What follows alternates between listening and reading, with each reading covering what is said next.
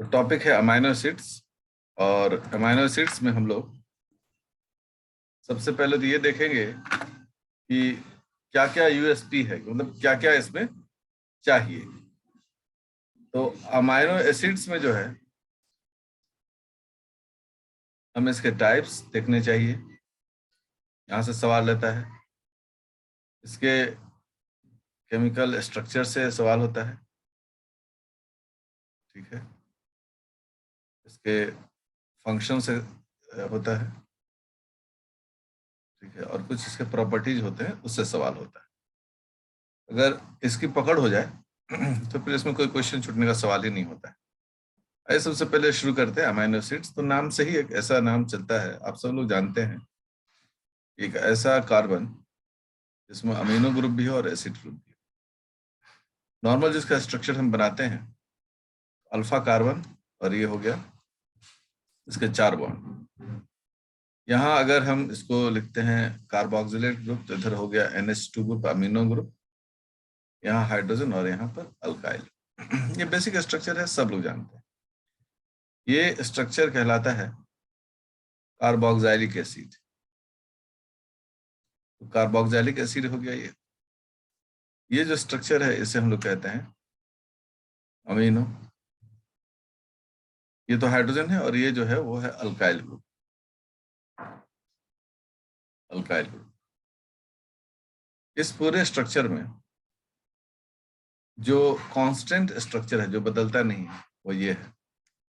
ये चारों जो है ये चेंज नहीं होते हैं, हम सब जानते हैं कि ये बदलते नहीं है। सो ये कांस्टेंट, मतलब इसका अनचेंज्ड एरिया है, मतलब कांस्टेंट एरिया है, कांस्टेंट। और ये अल्काइल ग्रुप है, ये वेरिएबल है। इसका मतलब स्पष्ट है कि अगर 2 अमीनो एसिड्स हों, 2 अमीनो एसिड्स, तो वो एक दूसरे से किस बेसिस पर डिफर होंगे? Different on their alkyl groups.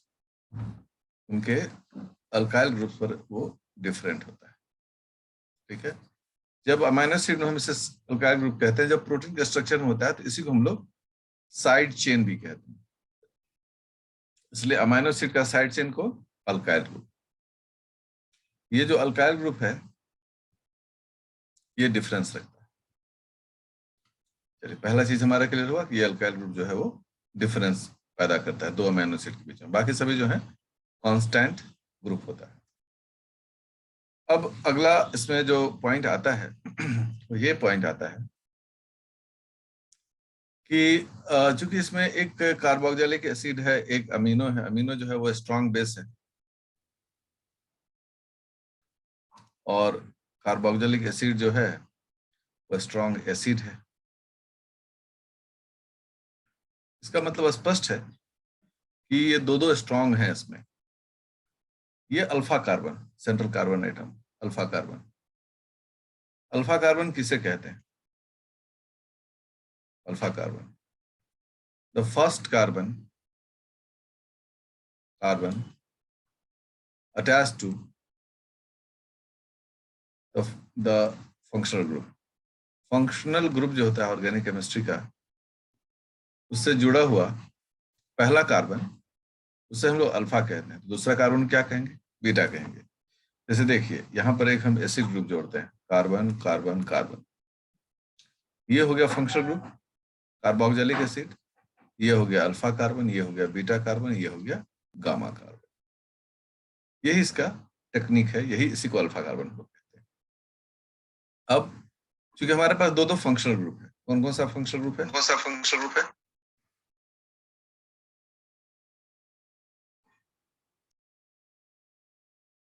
अब चूंकि अल्फा कार्बन से दो फंक्शनल ग्रुप जुड़ा हुआ है, एक COH और एक अमीनो ग्रुप, तो सीनियोरिटी किसको है? सीनियोरिटी सीनियोरिटी में कार्बोक्सिलिक एसिड सीनियर है किससे? अमीनो ग्रुप से। इसलिए हमेशा कार्बोक्सिलिक एसिड को सीनियोरिटी और सुपीरियोरिटी प्राप्त होता है।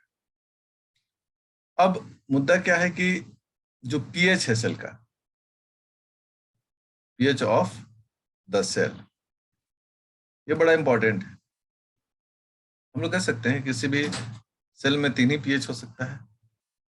0 से शुरू करते हैं, 7 लाते हैं और 14.0 आ गया। ये जो फील्ड है ये एसिडिक है, ये बेसिक है और ये हो गया न्यूट्रल। हम लोग कहते हैं न्यूट्रल पीएच जो है वो 7 है। इससे 0 की ओर बढ़ेगा एसिडिटी बढ़ेगी, इससे 7 की ओर बढ़ेगा, 14 की ओर बढ़ेगा तो बेसिसिटी बढ़ेगी। तो अगर एक अमाइनो एसिड को हम लें, ठीक है, और उस अमाइनो एसिड को हम बनाते हैं, अब देखिए इसको कैसे हम लोग सीखते हैं। ये हो गया आर। ये COOH को हम लोग एक वर्ड में क्या लिख सकते हैं? COH एक ही साथ लिख सकते हैं। ये मैं दोनों स्टाइल सिखाता हूं इसलिए कि आपको दिमाग में रहे। अब चूंकि हम लोग एसिडिक मीडियम में है, इसलिए यहाँ फंक्शनल ग्रुप क्या होंगे? एसिडिक होंगे। यहाँ जो फंक्शनल ग्रुप है वो कैसा होगा? एसिडिक होगा, चाहे वो स्ट्रांग हो चाहे वीक हो। अब आप देखें, ये तो कार्बोक्सिलिक एसिड है, दिस इज स्ट्रांग एसिड। हमने कहा कि हाँ भाई ये तो एसिड है, बट ये एमिनो जो है वो तो स्ट्रांग बेस है। तो क्या बेस रह सकता है? उत्तर है बिल्कुल नहीं, कभी नहीं रहेगा। यह बेस एक प्रोटॉन को एक्सेप्ट कर लेगा, ये हो जाएगा NH3 और एक प्लस चार्ज यहां पर आ जाएगा, प्लस चार्ज। अब ये जो है जैसे ही इस पर NH3 हो गया, ये हो गया वीक एसिड, वीक एसिड। तो अब जो है इस एसिडिक पीएच पर स्ट्रॉन्ग एसिड और वीक एसिड दोनों फंक्शनल ग्रुप है, और इस पर नेट चार्ज क्या है? नेट चार्ज है +1। मैं इसको एक और आगे से दिखाता हूं। एसिड किसे कहते हैं? अगर हम नॉर्मल ऐसे इलेक्ट्रॉन का भी इलेक्ट्रॉनिक डेफिनेशन भी है, लेकिन अभी हम प्रोटॉन के टर्म में ले रहे हैं। तो tendency to lose proton, tendency to lose proton, H+ ion, ये प्रोटॉन हो गया। जो भी प्रोटॉन को लूज करने की टेंडेंसी रखता है उसे हम लोग एसिड कहते हैं। अब जैसे RCOOH, तो देखो ये RCOOH जो है ये क्या हो गया? एक स्ट्रॉन्ग एसिड है, करेक्ट। अब इसमें से ये पॉजिटिव चार्ज जो है वो निकल सकता है। ये RCOH तो स्ट्रॉन्ग एसिड हो गया, जब इससे प्रोटॉन निकला इस पर माइनस चार्ज है, तो इसका टेंडेंसी क्या होगा कि हम एक H+ आयन लेकर स्टेबल हो जाएं। तो ये टेंडेंसी के कारण, मतलब गेन करने का टेंडेंसी कारण, ये क्या कहलाएगा? Weak base. वीक और स्ट्रॉन्ग बेस का पर्पस ये होता है कि जैसे दो लोग हैं, ठीक है ना, एक अमिताभ बच्चन है और एक हम हैं। जब दोनों कहीं गए जाएंगे तो किसको पहले पहचान मिलेगी? अमिताभ बच्चन जी को, वो स्ट्रांग हो गए। हम भी इंसान हैं बट हम उनके सामने वीक हो गए। तो जो एसिड सबसे पहले प्रोटॉन डोनेट कर सकता है वो स्ट्रांग एसिड होगी। जो बेस पहले प्रोटॉन ले सकता है वो स्ट्रांग बेस हो गया, लाइक जैसे NH2। ये जो NH2 है वो क्या है? Strong base. अब देखिए RNH3 में क्या हो गया? इसका टेंडेंसी हो गया कि ये लूज करे प्रोटॉन, क्योंकि इसके पास एक H+ आयन आ गया है। इसका टेंडेंसी लूज करने का हो गया, इसका मतलब ये क्या हो गया? Weak acid. क्योंकि लूज करना मतलब एसिड, गेन करना मतलब बेस। अगर पीएच न्यूट्रल है तो एक अमीनो एसिड का स्ट्रक्चर कैसा दिखेगा? न्यूट्रल में वीक एसिड बेस, मतलब दोनों ही वीक होगा, दोनों में से कोई स्ट्रांग नहीं होगा। Just see here, NH3+ carbon, ये अल्फा कार्बन हो गया, COO- और ये हो गया अल्काइल। अब आप गौर करें, यहां तो भाई खेला हो गया। NH3+, मतलब कि ये पॉजिटिवली चार्ज है, COH माइनस नेगेटिवली चार्ज है। अब अगर यहाँ गौर करें हम, तो ये जो हो गया, चूंकि इस पर प्लस एक H+ आयन ज्यादा है तो ये लूज कर सकता है, यह हो गया वीक एसिड।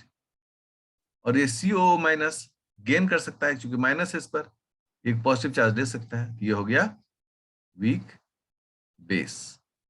इस तरह के क्वेश्चंस जब भी उठते हैं विद्यार्थी फंसता है, कारण वो NH3 आयन को कभी समझने से एतराज कर देता है कि यह वीक एसिड होगा, और CO माइनस देखते हैं सोचता है नहीं तो एसिड ही होगा, नहीं वो तो वीक बेस है। नॉर्मल सेल का पीएच ऐसा ही होता है, इसीलिए में आप जाएंगे तो नॉर्मली आपको इसी तरह से अमाइनो एसिड मिलेगा। ठीक है, तो ये जो हो गया ये इसका बेसिक फंडा हो गया। अगर सोचो कि पीएच जो है वो 11 हो जाए, मतलब तो बेस हो गया ना, यहां पर कुछ भी होगा वो क्या होगा, strong base and weak base. Acid नाम का कुछ भी चीज यहां पर नहीं होगा। अब रिजल्ट क्या होगा, देखिए H2N alpha carbon, COO minus, R group. अब यहां क्या है, यही चतुराई है, NH2 COO माइनस। अगर इन दोनों को गौर करें हम, तो ये NH2 हो गया स्ट्रॉन्ग बेस, क्योंकि इसमें प्रोटॉन लेने की टेंडेंसी है और भी पहले, और ये क्या हो गया, वीक बेस। अगर यहां पर एक प्रोटॉन आ जाए, दोनों में ये प्रोटॉन पहले किसके पास जाएगा, स्ट्रॉन्ग के पास, that's why that is called strong, वो अमिताभ बच्चन। अगर इससे ज्यादा रहेगा तब वो आकर COO माइनस पर जुड़ेगा। इस तरह से किसी भी सेल में अगर पीएच लिख दे कि एसिडिक पीएच है, वहां पर weak acid and strong acid वाला ग्रुप रहेगा, न्यूट्रल पीएच पर ऐसा दिखेगा। इस तरह का स्ट्रक्चर कभी भी पॉसिबल नहीं है।